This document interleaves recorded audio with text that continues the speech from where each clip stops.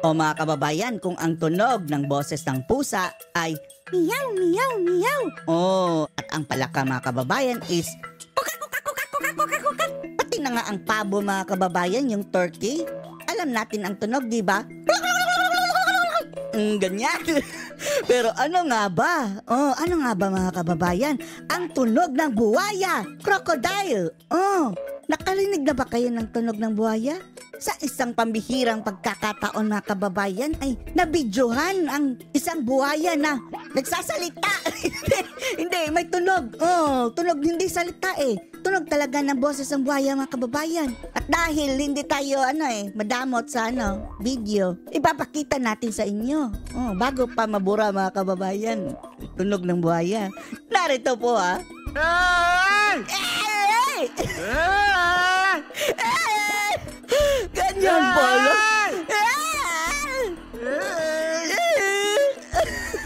Lahat po kayo? Ganyan pala.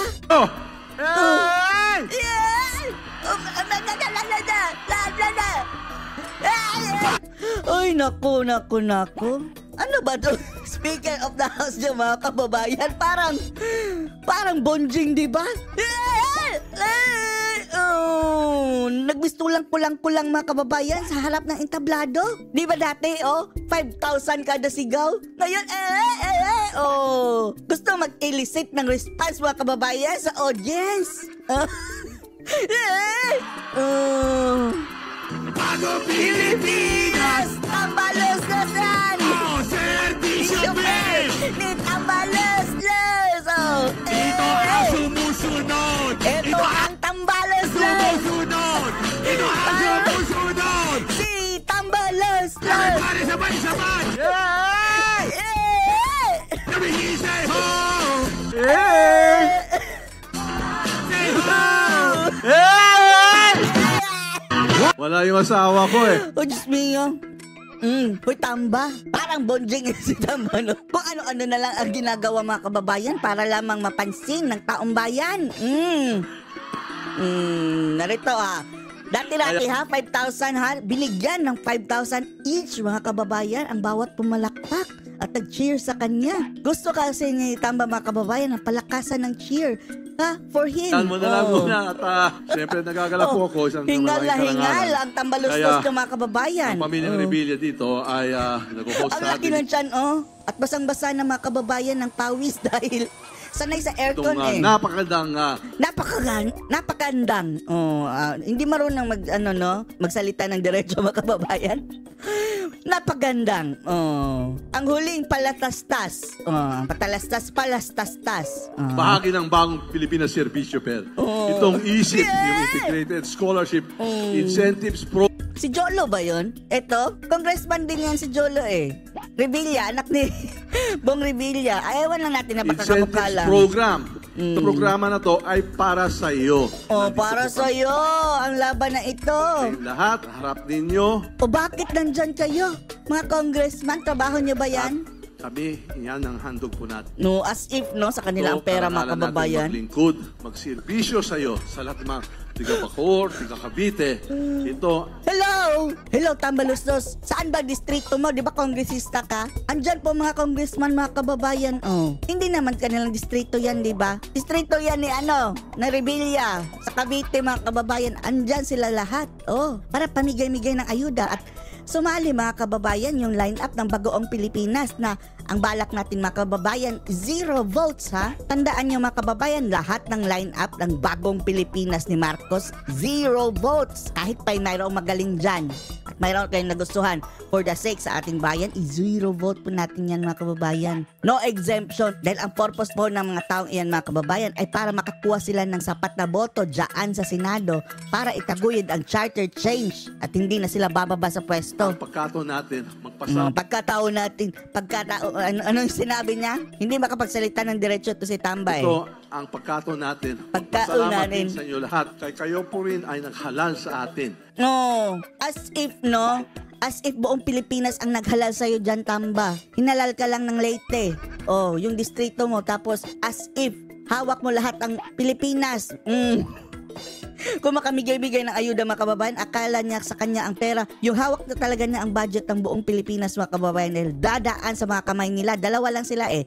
Yung si Saldico, Coragot daw. At saka ito si Tamba, ang may hawak ng budget, may control ng budget ng Pilipinas. Sino ba ang nagbumoto sa inyo?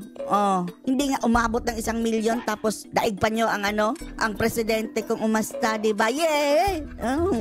At dito naman, meron tayong mga Isa pa to si Bong Revilla, ipapasok din natin sa Senado. sa Inidoro. Tandaan nyo mga kababayan, ipasok sa Mga Inidoro kasama ha. sa Kongreso. Ayan yung Deputy Speaker natin, si Congresswoman Camille Villar. No, number 1 pa yan. Batang-bata mga kababayan. Camille Villar, wag nyong iboto. 0 na yan ha. Anyway, walang mawawala dyan eh. Anak ng pinakamayamang tao sa Pilipinas. Iisipin nyo, bakit? Bakit? Dahil mayroong mga negosyo mga kababayan. Magpapanukala yan mga batas na pabor sa kanilang negosyo. Hindi naman nila Parang kailangan hindi na nila kailangan ng pera, magtrabaho. Hindi na kailangan magtrabaho ng mga iyan. Nandyan lang sila para sa kanilang mga business. Diba, no? Napakaganda, napakabata. At siya magiging boses nyo sa Senado. 0 votes. At syempre, Yasea Villar ha, 0 vote. sa pagkaibigan ko, isumbong mo kay Tulfo o kakampi na inaapi. Gakampi ng inaapi tapos ngayon kumampi sa mga mang-aapi. Si Tulfo mga kababayan, Erwin Tulfo, kahit dati-rati parang gusto natin. Parang lang ha dati. Pero nag-line up dyan eh. Luhod kay Tambaluslos mga kababayan si Tulfo, Erwin Tulfo. 0 vote, no vote for Tulfo. The one and only our Deputy Majority Leader, Congressman Erwin Tulfo. Ang bantot mo na Tulfo. Maaga kang nabulok. Kapapasok na sa politika mga kababayan, bulok na. Isipin nyo na lang mabuti na. Kaya daw sasampahan nila ng kaso mga kongresista si Sara dahil binastos daw ni Sara ha ang mga congressman sa hindi pagdalo ni Sara sa budget deliberation. Sabi ni Tulfo, eto daw ang nagtulak sa kanila na sampahan ng impeachment si Sara. Bulok! Kailan pa naging grounds of impeachment ang hindi pagdalo sa hearing mga kababayan? Nagbasa ba ito ng batas? O mambabatas ka Hindi nga alam ang batas, mambubutas na hindi kasali ang hindi pagdalo dyan sa sa hearing sa grounds of impeachment. Itanong mo kay Trillanes, alam na alam niya. Ewan na natin, Erwin Tulfo, sayang ka, umalis ka dyan. Umalis ka dyan kung gusto mong iboto ka namin. Basta ka mga kababayan ha, lahat ng inyong mga kapamilya kakilala, sabihin nyo, kung gusto nyong manatili ang mga Marcos dyan habang buhay, iboto nyo ang line-up nila, lahat. Yung Bagoong Pilipinas line-up. Pero kung ayaw nyong mag-Marcos forever dyan, 0 votes para sa kanila. Dahil ang purpose ng mga ungasa ito mga kababayan line-up na ito mga kababayan ng Bagoong Pilipinas is para maipasa ang charter change, makakuha sila ng sapat na bilang. Sila po, itong 19 Congress talagang masisipag sila. Kasama tayo dito. Kasama ka? Yung isang gabi. Hindi ka mananalo, Tamba. Kaya hindi nagtumakbong senador mga kababayan dahil mas malakas ang kapangyarihan niya sa sa Kongreso. Parang mayroong mob, gangster effect mga kababayan. Bago pinasa natin yung budget, nagpuyat-puyatan pa kami. Puyat-puyatan. As if, sana pumayat ka na kung nagpuyat ka. Tapos kami nag-adjourn.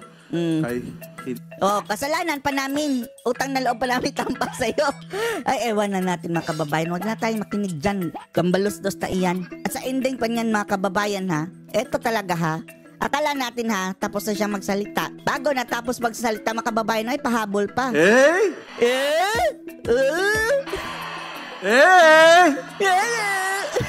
Daanan na lang natin sa ganito. Ako po si Martin Romualdez. Ako po si Tambaluslos. Leader ng House of Representatives.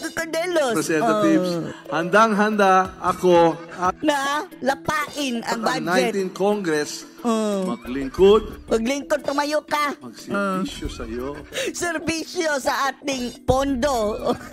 at handang-handa kami makinig sa hinay ninyo. Hinang. Maraming salamat, Bacoor!